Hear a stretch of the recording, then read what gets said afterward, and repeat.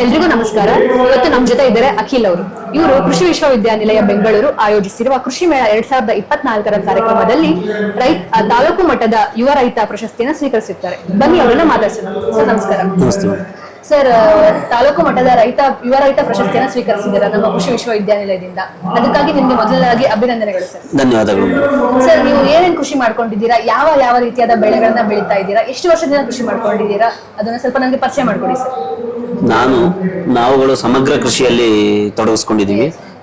ಕೃಷಿ ನಮ್ಮ ತಲೆತಲಾಂತರದಿಂದ ಬಂದಂತದ್ದು. ನಾನು ಹೊಸ್ತು ಮಾಡಿದ್ದಂತೇನಿಲ್ಲ. ಈಗ ತಂದೆ ತಾಯಿಯವರು ಮಾಡಿದಂತ ಕೃಷಿಯನ್ನು ನಡೆಸ್ಕೊಂಡು ಮುಂದೆ ಹೋಗ್ತಾ ಇದ್ದೀನಿ. ನಮ್ಮಲ್ಲಿ ಸಮಗ್ರ ಅಂದ್ರೆ ಜಾನುವಾರುಗಳಿರ್ಬೋದು, ಬೆಳೆಗಳಲ್ಲಿ ಕೂಡ ಮಿಶ್ರ ಬೆಳೆ ಇದೆ.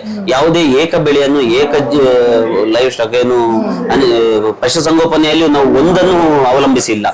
ನಾನು ಎಲ್ಲಾ ಬೆಳೆಗಳಲ್ಲಿಯೂ ಎಲ್ಲಾ ಪ್ರಾಣಿ ಸಂಕುಲಗಳಲ್ಲಿಯೂ ಅದನ್ನ ನಡೆಸ್ಕೊಂಡು ಅಡಿಕೆ ಇರ್ಬೋದು, ತೆಂಗಿರ್ಬೋದು, ಜೋಳ, ರಾಗಿ, ಸ್ವೀಟ್ ಕಾರ್ನ್, ಬೇಬಿ ಕಾರ್ನ್, ಆಹಾರ ಬೆಳೆ, ರಾಗಿ, ಭತ್ತ, ಜೋಳ.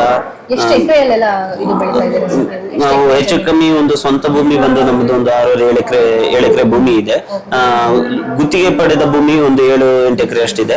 ಒಂದು 15 ಎಕರೆ ಹೆಚ್ಚು ಕಮ್ಮಿಯಲ್ಲಿ ನಾವು ಹಸುಗಳಿಗೆ ಮೇವು, ಅದೇ ಈಗ ಸ್ವೀಟ್ ಕಾರ್ನ್ ಬೆಳಿತೇವೆ, ಆ ಕುಣಿಗೆಗಳನ್ನು ತೆನೆಗಳನ್ನು ಮಾರ್ತೇವೆ, ಆ ಕಡ್ಡಿಗಳನ್ನು ಹಸುಗಳಿಗೆ ಮೇವಾಗಿ.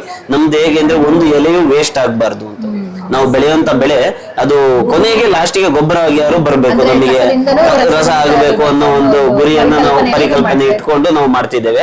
ಒಂದು ಆಹಾರ ಬೆಳೆ ಬೆಳ್ಕೊಂಡ್ರು ಅದರ ವೇಸ್ಟ್ ನಮಗೆ ಇನ್ನೊಂದು ರೀತಿಯಲ್ಲಿ ಆಹಾರದ ಗುರಿಯೊಂದಿಗೆ ಅದರಿಂದ ತ್ಯಾಜ್ಯದಲ್ಲಿ ಕೂಡ ನಮ್ಗೆ ಉಪಯೋಗ ಆಗ್ಬೇಕು.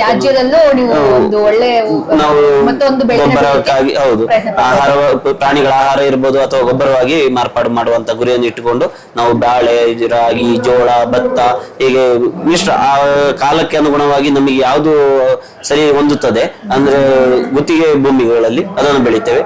ಸ್ವಂತ ಭೂಮಿಯಲ್ಲಿ ಕಾಡು ಮರಗಳು, ಅರಣ್ಯ ಕೃಷಿ, ಹಣ್ಣು ಕೃಷಿ, ತೋಟಗಾರಿಕಾ ಬೆಳೆಗಳನ್ನು ಒಟ್ಟಾರೆಯಾಗಿ ಎಲ್ಲ ಸಮಗ್ರ ಕೃಷಿ ಪಾಲಿಸ್ತಾ ಇದ್ದೇವೆ. ಈ ಎಲ್ಲ ನಿಮ್ಮ ಕೃಷಿ ಪಯಣಕ್ಕೆ, ಈ ಕೃಷಿ ಪ್ರಯತ್ನಕ್ಕೆ ನಮ್ಮ ಕೃಷಿ ವಿಶ್ವವಿದ್ಯಾನಿಲಯ ಯಾವ ರೀತಿಯಾಗಿ ನಿಮ್ಗೆ ಸಹಕಾರಿಯಾಗಿದೆ? ಒಂದು ಹವಾಮಾನ ಇನ್ನು ಎಷ್ಟು ದಿವಸದಲ್ಲಿ ಮಳೆ ಬರುವುದು. ಮೊದಲಿಗೆಲ್ಲ ಭಾರಿ ಸಮಸ್ಯೆ ಆಗ್ತಿತ್ತು. ಸಡನ್ ಆಗಿ ನಮ್ಮ ಬೆಳೆಗಳು ಕಟಾವಿಗೆ ಬಂದಿರ್ತಿತ್ತು, ಅದನ್ನ ಕಟಾವು ಮಾಡಿದೆವು, ಮಳೆ ಬಂತು. ಇನ್ನೇನು ಬೀಜ ಹಾಕಬೇಕು, ಮಳೆ ಹೋಯಿತು. ಈ ತರದ ಸಂದರ್ಭಗಳಲ್ಲಿ ಇತ್ತೀಚಿನ ದಿನಗಳಲ್ಲಿ ಬಹಳ ಮಾಹಿತಿ ಕೊಡ್ತಿದ್ದಾರೆ.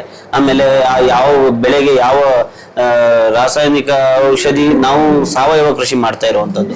ಯಾವುದಕ್ಕಿನ್ನು ಈ ಆಹಾರ ಬೆಳೆ, ಈ ಗುತ್ತಿಗೆ ಬೆಳೆಗಳ ಜಮೀನುಗಳಲ್ಲಿ ಎಲ್ಲ ಕೂಡ ಕೆಮಿಕಲ್ ಆಗಿ ಪರಿವರ್ತನೆ ಮಾಡ್ಬಿಟ್ಟಿದ್ದಾರೆ. ಅದನ್ನ ನಾವೀಗ ಸಾವಯವಕ್ಕೆ ಪರಿವರ್ತನೆ ಮಾಡ್ಬೋದು. ಸೊ ಹಾಗಾಗಿ ಕೆಮಿಕಲ್ ಬಿಟ್ಟು ನಾವು ಯಾವ ಆಲ್ಟರ್ನೇಟ್ ವ್ಯವಸ್ಥೆಯಲ್ಲಿ ನಾವು ಜೀವಾಮೃತ ಹೀಗಿರೋದು ಬಳಸ್ತಿದ್ರು ಕೂಡ ಪ್ರಮಾಣ ವ್ಯತ್ಯಾಸ, ಸಮಯ, ಸಂದರ್ಭ ಇದನ್ನು ತಿಳಿಸ್ತಿದ್ದಾರೆ ಅಧಿಕಾರಿಗಳು. ರೋಗ ನಿರೋಧಕ ಶಕ್ತಿ ಗಿಡಗಳಲ್ಲಿ ಬೆಳೆಸುವುದು ಹೇಗೆ, ಹೀಗಿರ್ತಕ್ಕಂಥ ಮಾಹಿತಿಗಳನ್ನು ನಮ್ಗೆ ತಿಳಿಸ್ಕೊಡ್ತಾರೆ. ಒಟ್ಟಾರೆಯಾಗಿ ನಿಮ್ಮ ಎಲ್ಲ ಈ ಪಯಣಕ್ಕೆ ನಮ್ಮ ವಿಶ್ವವಿದ್ಯಾನಿಲಯ ಖಂಡಿತ ಬೆನ್ನೆಲುಬಾಗಿ ನಿಂತಿದೆ ಅಂತ ಹೇಳಲಿಕ್ಕೆ ನಂಗೆ ಖುಷಿ ಇದೆ. ಯುವ ರೈತ ಪ್ರಶಸ್ತಿಯನ್ನು ಸ್ವೀಕರಿಸಿದ್ದಾರೆ ಸರ್. ನಮ್ಮ ಯುವ ಜನಾಂಗಕ್ಕೆ ಕೃಷಿ ಕುರಿತಾಗಿ ನಿಮ್ಮ ಮಾಹಿತಿ ಏನು, ನಿಮ್ಮ ಸಂದೇಶ ಏನು? ಕೃಷಿ ಅನ್ನೋದು ಲಾಭ ಇಲ್ಲ ಅನ್ನೋದು ಸಾಧಾರಣವಾಗಿ ಜನರಲ್ಲಿ ಬಂದು ಬಿಟ್ಟಿದೆ. ಅದು ಕೃಷಿಯಲ್ಲಿಯೂ ಲಾಭ ಇದೆ, ಕೃಷಿಯೂ ಒಂದು ವ್ಯವಹಾರವಾಗಿ ರೀತಿಯಲ್ಲಿ ನೋಡ್ಬೋದು, ಕೃಷಿಯನ್ನು ಒಬ್ಬ ಇಂಜಿನಿಯರ್ ರೀತಿಯಲ್ಲಿ ಮಾಡಬಹುದು ಅನ್ನೋದು ಇವತ್ತಿನ ತಂತ್ರಜ್ಞಾನಗಳು, ಇವತ್ತಿನ ಒಂದು ವಿಜ್ಞಾನದಲ್ಲಿ ನಾವು ಕಾಣಬಹುದಾಗಿದೆ. ಆದ್ರೆ ಅದಕ್ಕೆ ಸ್ವಲ್ಪ ಒಲವನ್ನು ಕೊಡಬೇಕಾಗಿದೆ ಜನರಿಗೂ. ಶ್ರಮ ಅನ್ನೋದು ಹಣದ ಖರ್ಚು ಯಾವುದೇ ಒಂದು ವ್ಯವಹಾರದಲ್ಲಿ ಇದೆ. ಶ್ರಮ ಇಲ್ಲದೆ ನಾವು ಒಂದು ಕಂಪನಿಯಲ್ಲಿ ಹೋಗಿ ಕೂಡ ಒಬ್ಬ ಇಂಜಿನಿಯರ್ ಆಗಿ ಅಥವಾ ಒಬ್ಬ ಡಾಕ್ಟರ್ ಆಗಿ ಕೂಡ ಶ್ರಮ ಇಲ್ಲದೆ ನಾವು ಸಂಪಾದನೆ ಸಾಧ್ಯ ಇಲ್ಲ. ಕೃಷಿಯನ್ನ ನಾವು ಒಲವಿಂದ ಇಷ್ಟಪಟ್ಟು ಮಾಡಬೇಕು, ಜೊತೆಗೆ ವೈಜ್ಞಾನಿಕತೆಯನ್ನು ಅಳವಡಿಸ್ಕೊಳ್ಬೇಕು. ಅದರಲ್ಲೂ ಕೂಡ ಲಾಭ ಇದೆ. ಖಂಡಿತ ಅದರಲ್ಲಿ ಲಾಭ ಇದೆ ಅಂತ ಹೇಳಿ ನಾನು ಇಷ್ಟಪಡ್ತೀನಿ. ಮತ್ತೆ ಖುಷಿ ಇದೆ. ಈಗ ನಾನು ಕೂಡ ಒಂದು ಕಂಪನಿಯಲ್ಲಿ ಕೆಲಸ ಮಾಡಿಕೊಂಡು ನಾನು ಕೃಷಿಯನ್ನು ನಿರ್ವಹಿಸ್ತಿದ್ದೇನೆ. ಇಲ್ಲ, ನಾನು B.Com ಮಾಡಿದ್ದೇನೆ. ನಾನು ಆಡಿಟ್ ಆಫೀಸಲ್ಲಿ ಅಸಿಸ್ಟೆಂಟ್ ಆಗಿ ಕೆಲಸ ಮಾಡ್ತಿದ್ದೇನೆ. ಜೊತೆಗೆ ನಾನು ಕೃಷಿಯನ್ನು ಮಾಡ್ತಿದ್ದೇನೆ. ದೇಶಿ ಹಸುಗಳ ಸಾಕಣೆ ಮಾಡ್ತಿದ್ದೇನೆ. ಅದರಿಂದ ಬರುವಂತ ತ್ಯಾಜ್ಯವನ್ನು ಎರೆಹುಳು ಗೊಬ್ಬರವಾಗಿ ತೋಟದ ತ್ಯಾಜ್ಯವನ್ನು ಬಳಸ್ಕೊಂಡು ಮಾಡ್ತಿದ್ದೇನೆ. ಒಟ್ಟಾರೆಯಾಗಿ ನಾವು ಕೃಷಿಯನ್ನು ನೀವು ಒಲವಿಂದ ಒಂದು ನೆಮ್ಮದಿಯ ಜೀವನಕ್ಕಾಗಿ ಖಂಡಿತ ಸರ್, ಇಷ್ಟೆಲ್ಲ ನಿಮ್ಮ ಸಮಯವನ್ನ ನಮ್ಮ ಜೊತೆ ಕಳೆದಿದ್ದಕ್ಕಾಗಿ, ಮತ್ತೆ ನಿಮ್ಮ ಮಾಹಿತಿಯನ್ನ ನಮ್ಗೆ ಒದಗಿಸಿಕೊಟ್ಟಿದ್ದಕ್ಕಾಗಿ, ಮತ್ತೆ ಯುವ ರೈತ ಪ್ರಶಸ್ತಿಯನ್ನು ಸ್ವೀಕರಿಸಿದ್ದಕ್ಕಾಗಿ ಧನ್ಯವಾದಗಳು.